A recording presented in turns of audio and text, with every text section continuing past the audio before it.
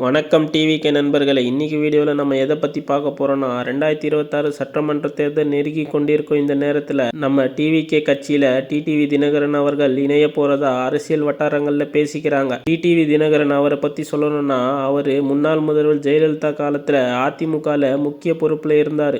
லோக்சபா மற்றும் ராஜ்யசபா உறுப்பினராகவும் அவர் அங்கம் வகித்தார். முன்னாள் முதல்வர் ஜெயலலிதா மறைவிற்கு பிறகு அரசியல் குழப்பங்கள் ஏற்பட்ட நேரத்தில் தனியா நின்று அமமுக என்ற கட்சியும் தொடங்கினார்.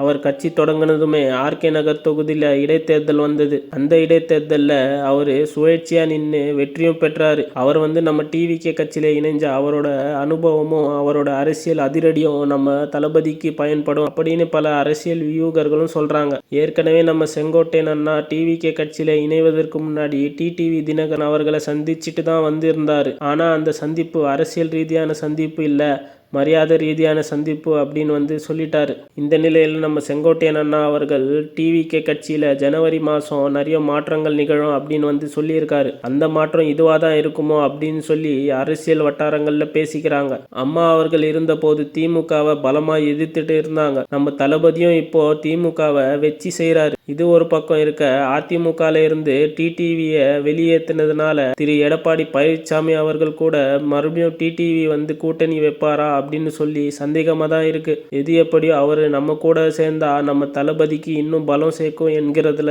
சந்தேகமே இல்லை. இது பற்றி உங்க கருத்து என்ன அப்படின்னு சொல்லி கமெண்ட்ல சொல்லிடுங்க. இன்னும் இது மாதிரி டிவிகே சார்ந்த செய்திகளுக்கு நம்ம சேனலை சப்ஸ்கிரைப் பண்ணிக்கோங்க.